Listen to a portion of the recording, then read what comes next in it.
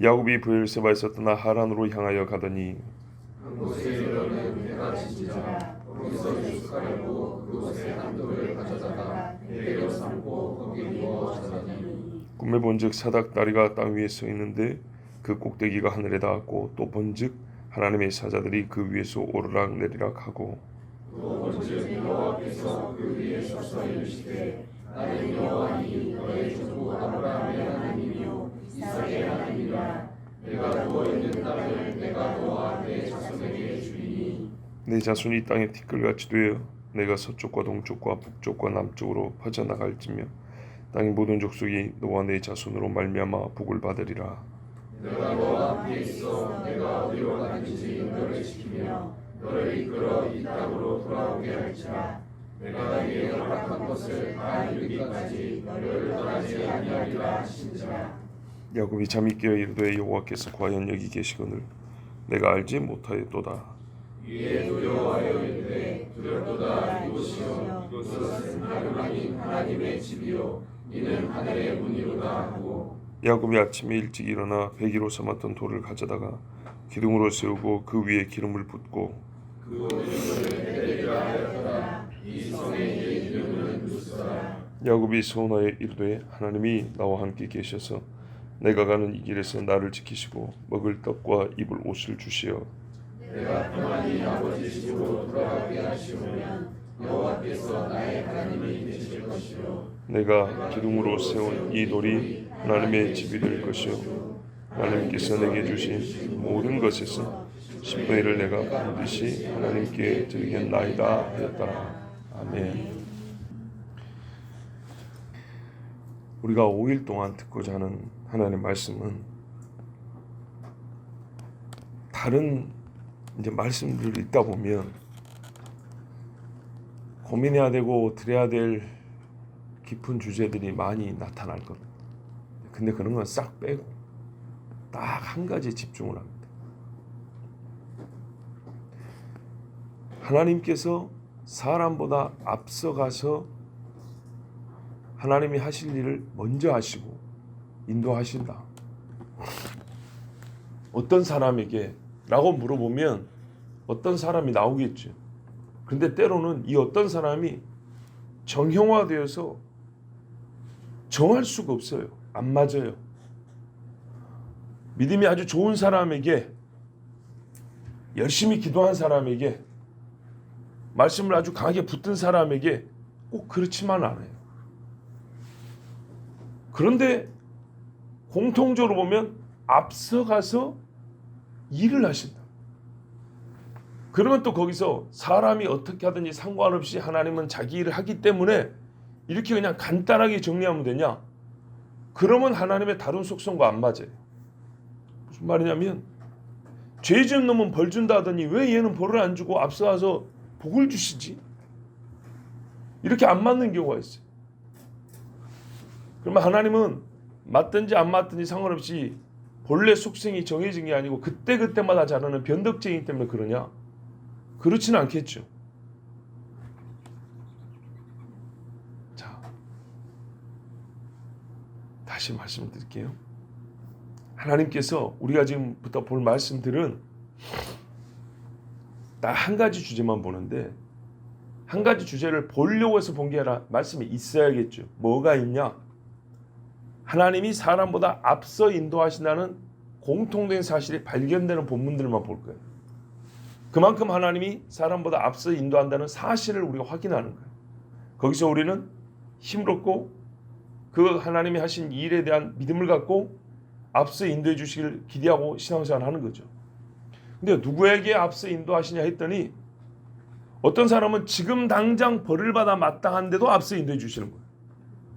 어떤 사람은 더 크게 인도해 줘야 되는데도 하여튼 앞서 인도한다는 사실은 맞는데 생각보다 작게 인도하시는 것 같아요. 자, 그러면 하나님이 그때그때 달라요이기 때문에 앞서 인도하시긴 하지만 벌 받을 놈을 벌을 안 주고 상 받을 놈을 상을 덜 주면서 그냥 앞서 인도하시는 것만 맞춘 거냐? 눈금을 거기다만 맞추냐? 그러진 않아요.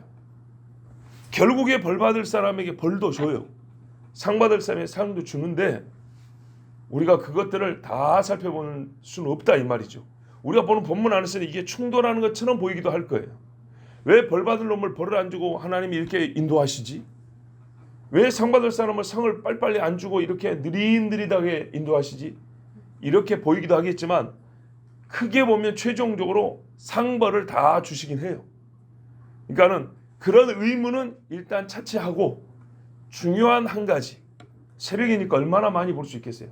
한 가지, 하나님께서 인도하신더라 이 말이에요. 근데 인도하시는데 뭔가 하여튼 하나님은 이유가 있어 인도하시겠죠. 그 이유가 무엇인지에 대하여, 그리고 하나님이 어떻게 인도하시는지에 대하여 크게 요 한 가지 주제를 가지고 우리가 하나님의 말씀을 보겠다 그런 말입니다. 자, 오늘 첫 번째로 야곱을 보십시오. 10절에 왜 하람 바단 아람으로 가냐? 형이 죽이려고 하니까는 도망가는 거죠. 자, 11절에 베델에 들어갔습니다. 베델에 가서 잠을 자는데 돌베어 베고 잠을 잡니다. 참 이때 있었던 일을 제 생각 같아서 좀 상세하게 묘사하면 좋겠는데 역시 여러분 한번 상상에 맡기겠습니다. 한데서 돌을 베고 잠을 잔다는 게 사람의 마음을 얼마나 처량하게 하고 위험한 일인가. 자, 이때 정말 필요한 게 뭐냐면 누군가 함께 있음이라는 거예요. 꿈을 꿨습니다. 사닥다리가 땅에 섰는데 꼭대기가 하늘에 닿은 거예요. 그러니까 우리가 사닥다리는 시작과 끝이 다 있어야 타고 올라다니는 건데 땅에서 하늘까지 닿아 있는 거예요. 그래서 하늘부터 땅까지 누군가가 이 사다리를 타고 오르락내리락 하는 거죠. 예, 일을 하는 거죠. 한마디로 일을. 누가 오르락내리락 하냐 했더니 하나님의 천사들이 오르락내리락 한대요. 자, 이 말씀도 사실은 굉장히 중요합니다. 이 한마디 갖고도 우리는 정말 많은 묵상을 해야 됩니다. 왜냐하면 요한복음 1장 50절에 예수님이 나다나엘을 만나는데 무화과나무 밑에서 네가 기도하는 거 봤다 그랬어요. 뭐 기도란 말은 없지만 그 말이 그 말이죠. 묵상하고 기도했다는 뜻인데 나다나엘이 믿어버립니다. 그랬더니 예수님이 칭찬합니다. 내가 너를 무화과나무 밑에 있다 한 것을 말했더니 네가 믿느냐? 네가 보세요. 진실로 너에게 이르노니 하늘이 열리고 하나님의 사자들이 인자 위에 오르락내리락 하는 것을 보리라 그랬어요. 보세요. 천사들이 인자 위에 오르락내리락 한대요. 인자가 누구죠? 예수님이죠. 예수님이 지금 뭐하고 있죠? 사다리가 됐다는 얘기입니다. 자, 보세요. 베델에서 봤더니 사다리가 놓여있고 천사들이 오르락내리락 하더라. 근데 예수 말하면 하늘이 열리고 천사들이 인자 위에 오르락내리락 하는 것을 보리라. 하늘과 땅을 잇는 일을 누가 한다고요? 인자 곧 메시아가 한다 이 말입니다. 그 메시아를 하나님께서 야곱에게 보여주셨고 야곱이 본 메시아가 나다 이 말씀입니다. 성경을 아는 사람, 이스라엘의 선생으로서 너희가 어찌 알지 못하냐 그랬죠. 율법만 가지고도 충분히 알아볼 수 있어요. 누군지. 자, 굉장한 말씀이죠. 그러나 일단 오늘 우리의 주제는 아닙니다. 자, 이렇게 야곱이 기가 막힌 광경을 봤다는 겁니다. 뭘 증거로요? 하나님이 여기 계시다는 증거로 하나님께서 그냥 빛만 보여준 게 아니라 메시아를 보여줬어요. 근데 이 메시아는 누구로부터 와요? 아브라함의 씨로부터 온다고요. 왜 그걸 야곱이 나한테 보여줬을까요? 그렇죠. 야곱의 씨로 내려간다 이 말이죠. 아브라함의 씨, 이삭의 씨, 야곱의 씨 이렇게 내려간다는 얘기죠. 얼마나 큰 이 확신이고 위로가 되겠습니까? 자, 그런데 이걸로 끝나지 않냐고 하나님께서 이 꿈에 대해 친히 해석을 해줍니다. 해석 겸하여 야곱에게 하나님이 위로와 격려를 주시는데 또 하나의 약속이죠. 13절 14절 보라 주께서 그 위에 서서 말씀하시기를. 자, 다른 번역 읽어드릴게요. 나는 네 아비 아브라함의 주 하나님이요 이삭의 하나님이라. 네가 누운 땅을 내가 너와 네 씨에게 주리라. 내 씨는 땅의 티끌같이 될 것이며 너는 서쪽과 동쪽과 북쪽과 남쪽까지 멀리 퍼지리라. 땅의 모든 족속들이 너와 내 씨 안에서 복을 받으리라 그랬어요. 자, 여러분이 만약에 야곱이라면 이 말씀을 듣고 어떤 감정이 먼저 생기겠어요? 놀라지 않겠어요? 자, 하나님이 어떤 하나님이죠? 의로우신 하나님, 아브라함 할아버지 말씀 들어보니까 소돔과 고모라를 완전히 태워버린 하나님입니다. 우리 아버지 이삭이 임신할 때쯤 됐을 때, 엄마 뱃속에 있을 때쯤에 소돔과 고모라를 완전히 잿더미로 만든 하나님을 들었어요. 노아 할아버지 때 이야기를 들었어요. 나는 그 지금 세상에서 가장 의로운 자라고 할 수 있는 우리 아버지 이삭을 속이고 오는 사람이에요. 그죠? 여러분, 이삭을 야곱이 몇 번 속였을까요? 한 번? 아니요. 한 가지 사건에 5번 속였어요. 이삭이 의심스러워서 물어봅니다. 처음에 에서한테 고기 이렇게 사슴 잡아와서 고기 만들어 오라 그랬죠. 그러면은 아버지하고 고기 만들어 오면 오 에서야 왔냐 이래야 되겠죠. 근데 네가 누구냐 이렇게 물어봅니다. 그랬더니 뭐라 그래요? 나는 아버지 아들 에서니이다. 첫 번째 거짓말했죠. 네가 어떻게 우리 빨리 잡았냐 했더니 하나님 이름과 써먹어요. 하나님이 빨리 잡게 해주셨습니다. 내가 과연 에서인지 아닌지 내가 알아보리라 했더니 염소털 묶은 손 이렇게 목덜미 내밀었죠. 또 물어봅니다. 네가 정말 에서냐? 정말 내 아들 에서냐? 이렇게 물어봅니다. 왜? 목소리가 안 맞는 거예요. 그 다음에 4번째까지 뭐냐면 가까이 갖고 냄새까지 맡아봤어요. 자, 여러분이 아들이라면 아버지가 이 정도까지 하면은 심장이 렁벌하고 뛰지 않겠습니까? 근데 여러분 이 일에 시간이 얼마나 소요됐다고 보세요. 굉장히 많이 소요됩니다. 왜냐? 136세 할아버지가 고기 한 그릇 잡수려면 시간 얼마 걸릴까요? 이삭의 나이 136세입니다. 야곱은 몇 살인지 아십니까? 60살 차이입니다. 76세쯤 될 때 이야기입니다. 76세. 자, 여기서 우리가 두 가지를 알 수 있습니다. 형 에서가 쌍둥이니까 동갑이잖아요. 40살에 여자 둘을 데리고 결혼을 했습니다. 40살에. 그러면은 야곱도 충분히 그 전에 결혼할 수 있죠. 아직까지 안 했어요. 왜죠? 정욕이 없어서요? 여자가 싫어서요? 천만의 말씀, 라헬을 위해서 수고한 거 봐보세요. 싫기는 뭐가 싫어요? 그래서 두 가지 알 수 있는데, 야곱은 사실 우리가 생각한 것보다 훨씬 믿음이 좋은 사람입니다. 40세에 장가라도 했는데 거의 나이가 따블이 되도록, 나중에 라헬과 레아하고 결혼할 때 보면은 형보다 나이 따블이 더 되도록 80이 넘어서 장가를 갑니다. 왜냐? 가나안 여자는 결혼하지 않고 하나님 약속의 딸하고 결혼하기 위해서 그런 겁니다. 뭐 때문에? 장자의 권리를 사모해서입니다. 엄청나게 장자의 권리를 사모했던 사람입니다. 할아버지 아브라함이 15살 때까지 같이 살았다고요. 장자의 원리를 요즘에는 얼마나 후질구리하게 생각하는가.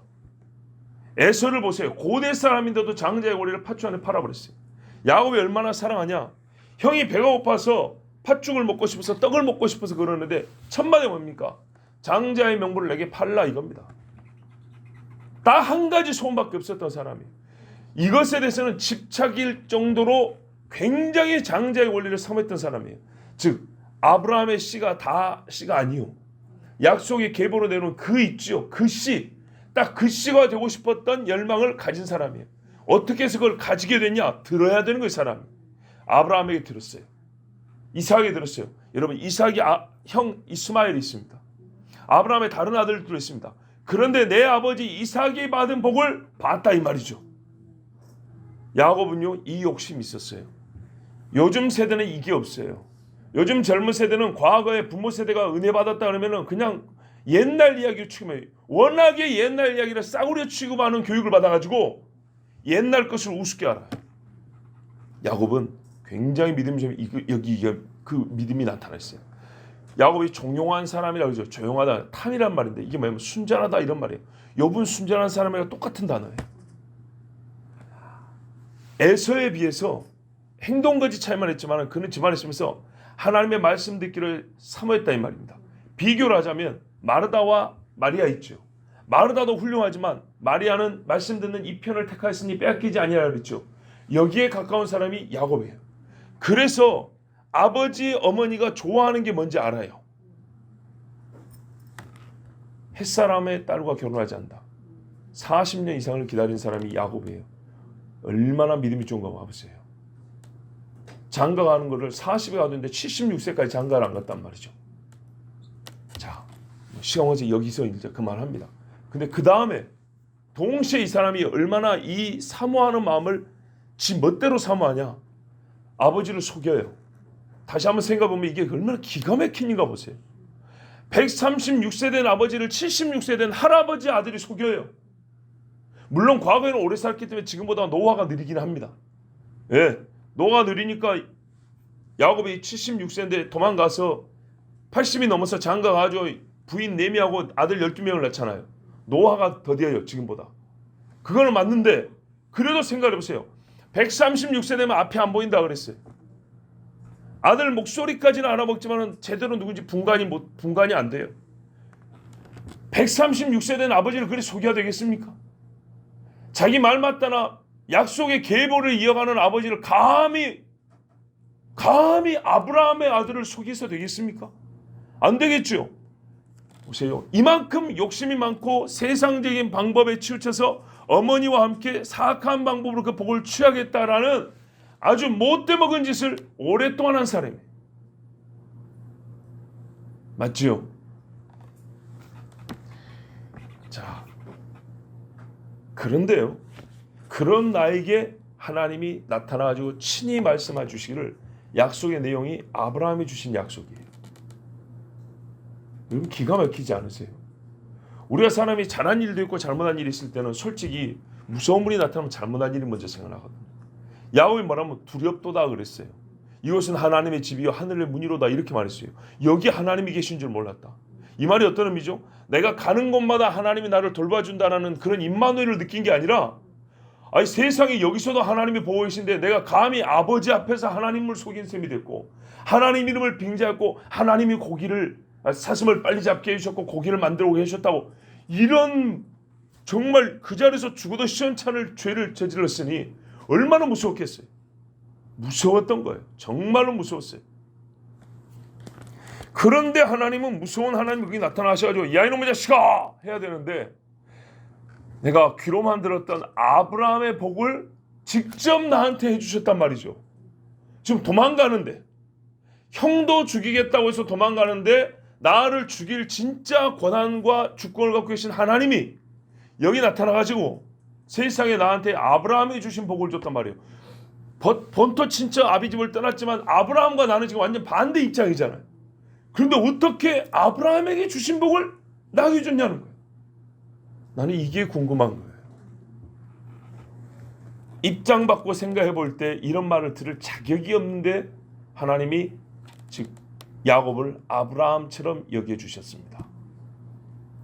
그것도 여기 베델을 본 이름은 루스였지만 정말 처음 가본 이 낯선 땅에서 지금 아버지가 있는 브엘세바 장막에서 아니고 여기서 자, 오늘 여러분과 함께 우리가 주목하고 싶은 크게는 한 가지인데 하나님께서 야곱에게 왜 먼저 나타나서 아브라함의 축복을 주셨는가? 여기에 조금 소주제를 하나 붙인다면 왜 여기서? 왜 이 돌베어 잠을 잔 이곳에서 하나님께서 아브라함의 축복을 야곱에게 주셨는가? 자, 여러분 답을 빨리 드려야 될 것 같습니다. 여러분 기억하시죠? 야곱이 이삭의 축복을 받았다는 것을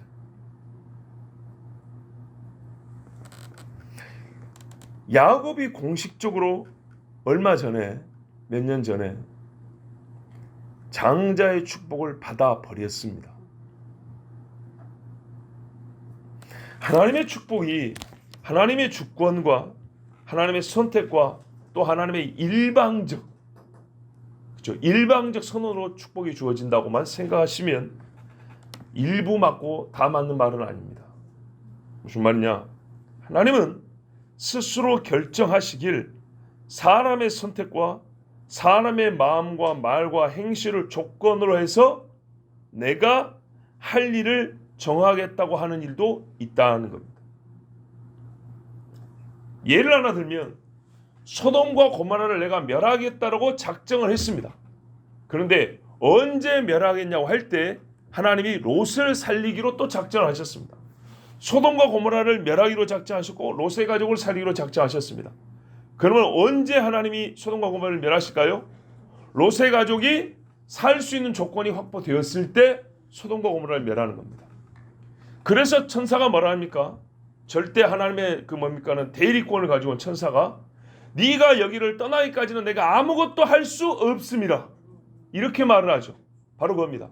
하나님께서 뭐냐면 아브라함에게 복을 줄 때 너와 내 씨가 이렇게 말씀했어요. 그러면 아브라함에게 주신 복은 본래적으로 어떻게 되냐면 씨에서 씨로 내려가게 되어 있는 복이라는 겁니다. 그러면 내려갈 때 어떤 씨에게 내려가냐 할 때 하나님께서 선택함도 있지만은 그것이 역사 가운데 확정되는 순간은 언제냐?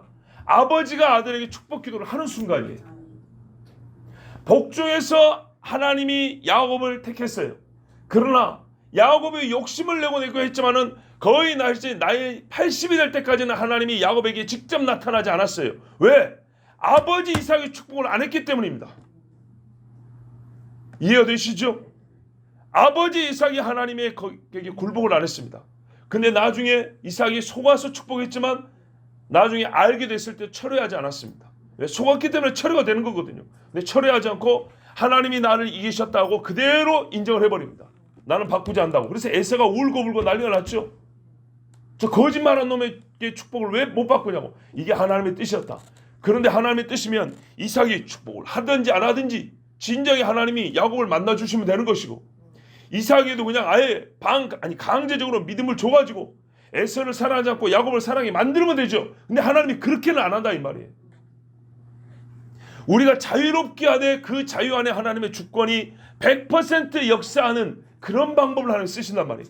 그래서 이삭도 자연스럽게 자기는 자기 뜻대로 한다고 했지만 결국에는 하나님 앞에 굴복할 수 없게 하시고, 그렇죠? 야곱은 어떻게 해요? 아무리 원하여도 이것은 아버지로부터 자녀로 내려가기 때문에 네 아비가 입을 열기 전까지는 내가 너에게 축복을 할 수가 없느니라 해. 뭔 의미인지 아시겠죠? 이게 하나님의 원칙이에요.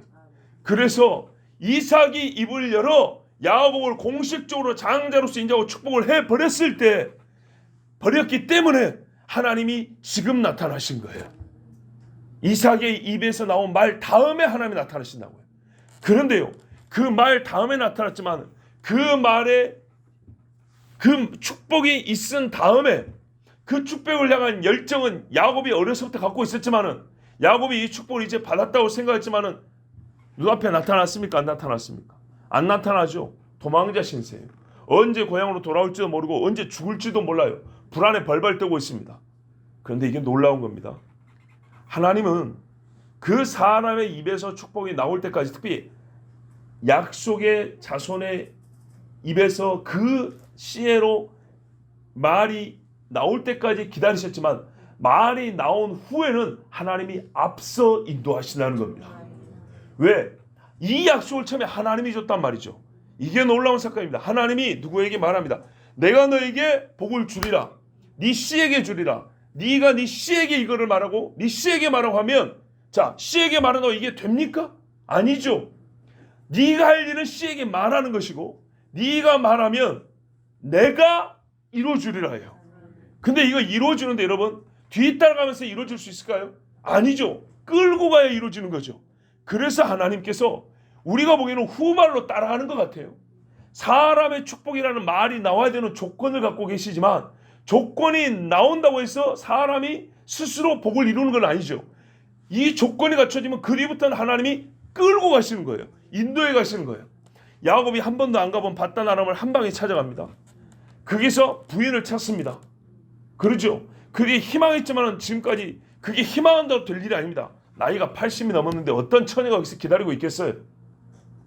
그리고 라반의 집에서 그 큰 부를 가지고 다시 나오게 됩니다. 그렇죠. 이 모든 일을 보면 하나님께서 인도하시고 인도합니다. 고향으로 돌아올 때요, 하나님의 두 군대가 먼저 야복 강가에 거기서 진을 치고 있죠. 하나님이 먼저 앞서서 에세의 마음을 돌이키시죠. 라반이 야곱 죽인다고 쫓아왔는데 하나님이 먼저 라반의 마음을 꿈에 나타나서 너 손대지 마 이렇게 말씀하시죠. 보세요. 하나님께서 사람의 조건, 입에서 축복이 나와야 된다는 조건을 스스로 설정하셨지만 이 조건이 충족되면 사람이 기대하지도 않는 순간에 하나님이 먼저 나타나 말씀하시고 먼저 길을 인도하시고 먼저 그 약속을 이루시는 걸 우리는 뒤따라서 보면서 가는 것입니다. 이야, 그래서 지금 여기서 나타난 거예요. 여기서 나타나서 아브라함의 복을 주신 거예요. 이삭이 결정적 사건을 말하면 이삭이 이 아들을 축복해버렸다는 겁니다. 네 입에서 나오는 축복이 들려지는 그 사람에 내가 복을 준다는데 그게 하나님이 원하였지만은 너희들이 믿음을 갖고 너희들의 행위가 조건이 돼야 되는데 그게 성취되어 있기 때문에 이제는 하나님이 앞서서 그들 스스로는 일을 이룰 수 없지만 하나님이 말씀하신 일을 이제 하나님이 앞서 운동하시기 시작한 조건이 충족되었으므로 하나님이 이제 나타나신 겁니다. 그런데 여러분 왜 베델일까요? 왜 베델일까요? 원래 이름이 베델이 아닌 거 아시죠? 야곱이 여기서 베델이라는 이름을 지었습니다. 맞습니다. 하나님이 야곱만 택하신 것이 아니라 이 장소를 택했기 때문입니다. 야곱을 택한 것처럼 예루살렘을 택한 것처럼 하나님은 야곱을 이 자리로 부르기로 정했기 때문입니다. 복을 주되 이 자리에서 복을 주기로 정했기 때문입니다. 자, 보십시오. 하나님이 약속의 땅 전체를 아브라함의 자손이 줍니다. 그런데 요즘 말로 거점을 확보해야 됩니다. 살펴보면 이렇습니다. 하나님이 아브라함에게 가나안을 준다 했지만 아브라함이 산 땅은 헤브론입니다. 아브라함에게는 헤브론, 이삭에게는 브엘세바, 야곱에게는 베델, 요셉 4대째 요셉과 그의 아들 여호수아에게는 세겜, 다윗에게는 예루살렘. 이런 식입니다. 하나님이 이 땅을 야곱의 이름으로 불려지게 하려고 여기서 부르신 겁니다. 그래서 우리 항상 말해요. 베델의 하나님, 베델의 하나님.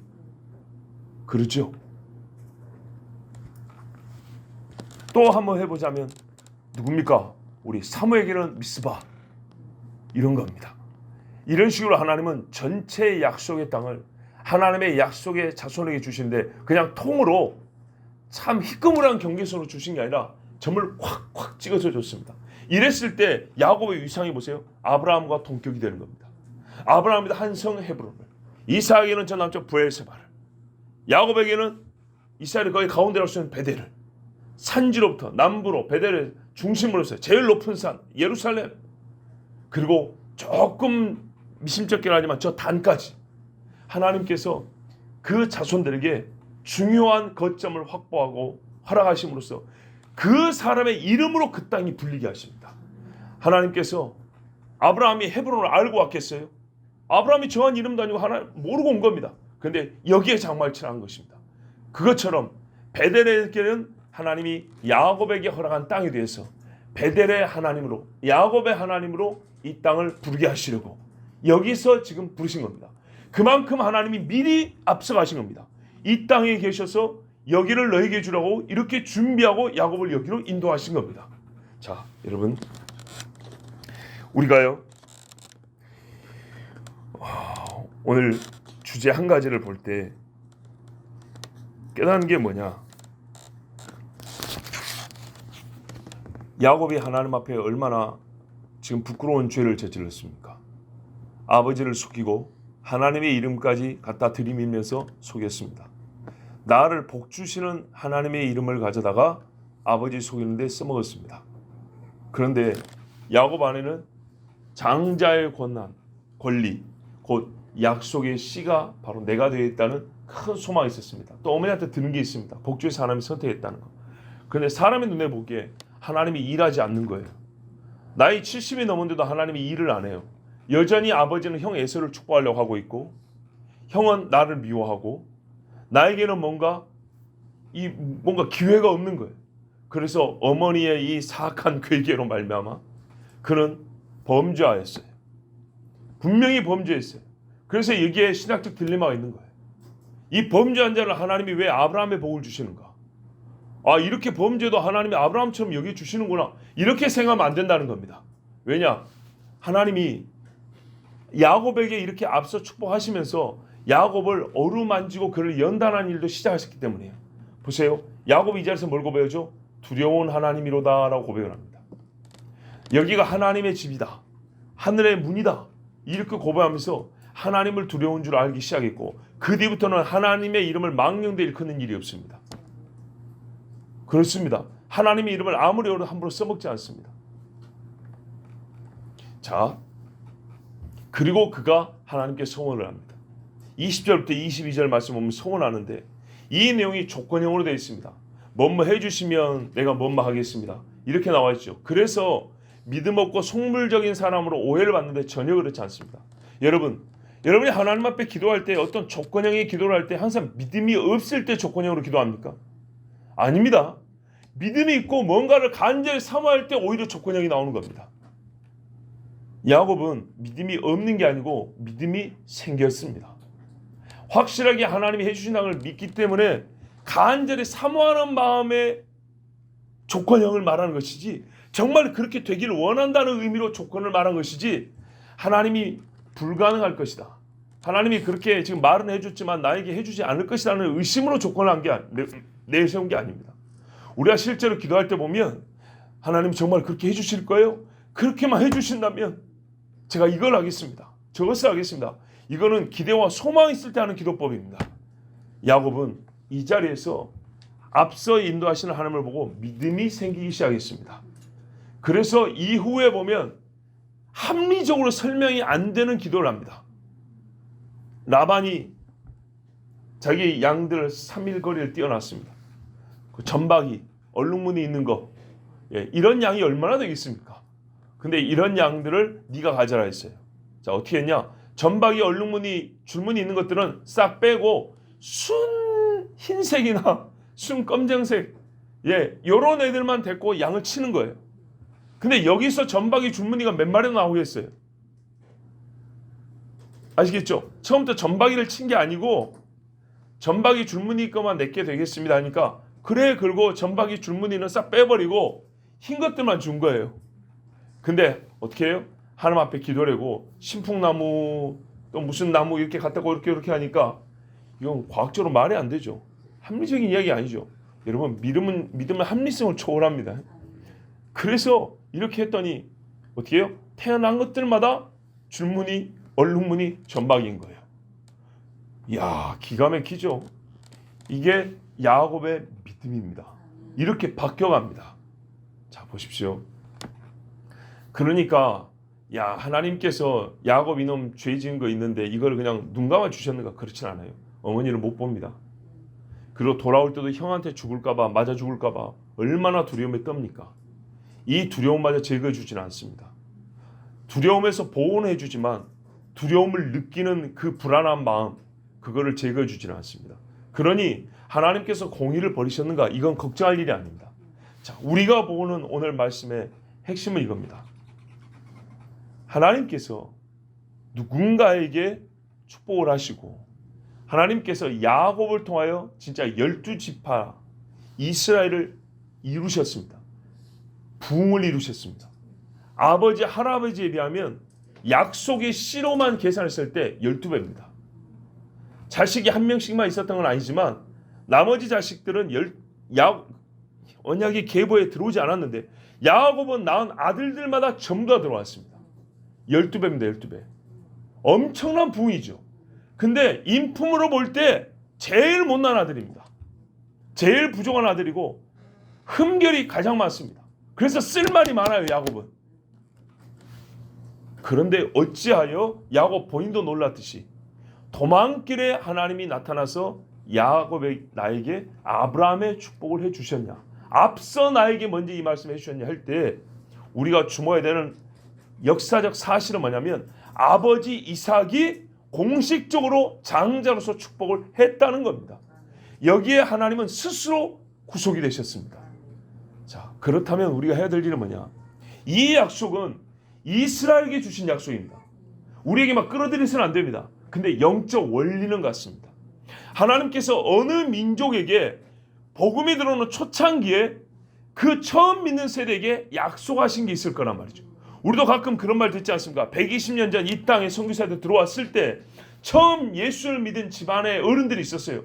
그 어른들이 열심히 기도하는데 하나님 앞에 환상을 보고 음성을 들었을 때 너희 후손들이 이와 이와 같이 될 것이다 라고 말씀을 하셨는데, 그게 기록에 남아있는 것들이 있는데, 문제는 말이죠, 그 계보에서 축복이 그 아들로 이어지고 그 아들로 이어져야 되는데 끊겨버렸다는 거예요.